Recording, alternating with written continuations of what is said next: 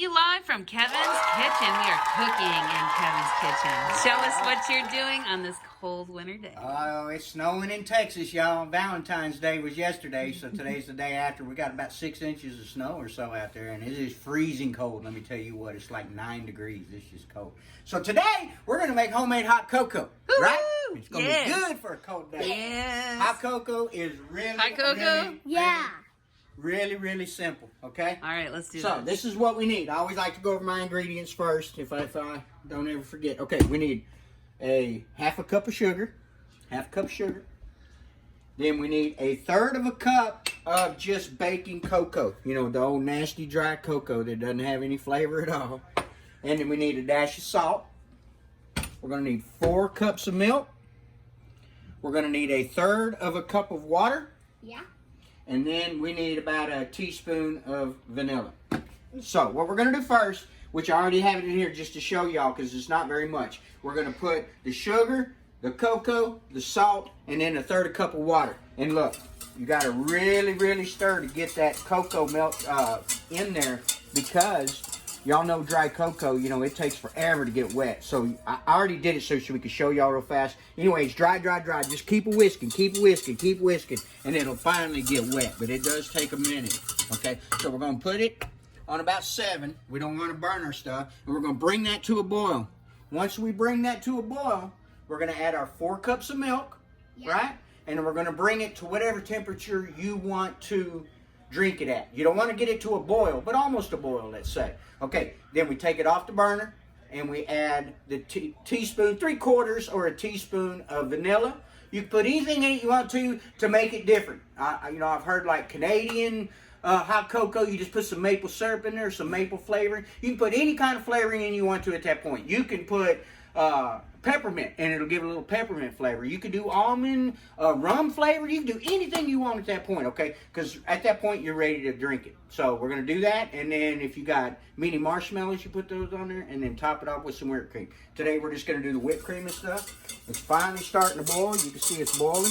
You don't want to, oh, I forgot to mention, I'm so sorry. Once it does come to a boil, you want to cook it for about 2 minutes. So we're going to go ahead and set our timer for 2 minutes. We're going to turn this down to about 5 because we don't want to burn our stuff. And constantly whisk now, y'all. 2 minutes. We're going to cook this for 2 minutes. And then we pretty much add the milk at that point. And then whatever flavoring you like to use and then pour it in the cup. Anyway, hot cocoa. We'll show you the end result here in a minute. We're going to cook it for 2 minutes and then we'll be right back.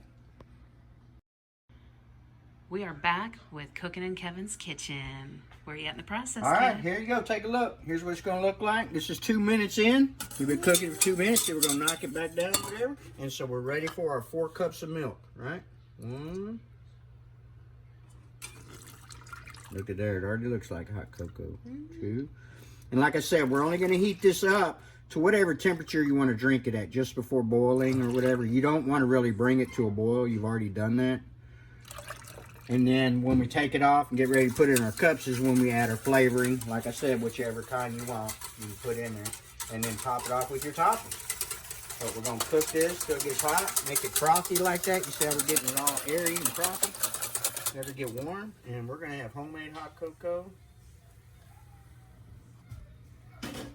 in just a few minutes. Awesome. We'll show you when we're done. We are cooking in Kevin's kitchen. Where are you at in the process? Here we go, y'all. Look how frothy I got it. So you just want to whip it up till you get it all frothy like that. We're about ready. We're going to put our vanilla. We're going to use just regular vanilla. I like to say vanilla. 3/4 of a teaspoon. You don't need a whole lot. And we're going to dress it up here and show you. So I never knew that it had vanilla in it. That's awesome. I mean, I knew it had like sugar, but... I'm going to go ahead and do them both. Oops, made a mess. I'm going to make one for Halen, one for Karen, and then I'll have some here in a little bit. Okay, so we got that. We're going to dress it up a little bit here. We got good old marshmallows. And put some of those in there. Right? Ooh-wee.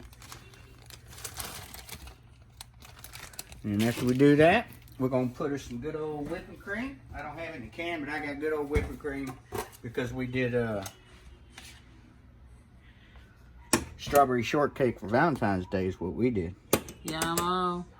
Karen's favorite, so. So good. Okay, got that. We got one more thing and then we're done. My phone's going on. And right here, let's just top it all off right here. A little bit of chocolate sauce. Ooh, a little bit of heaven. Like that. And like that, you got you some homemade hot cocoa from scratch. And that is how you do it, my friends. Cheers.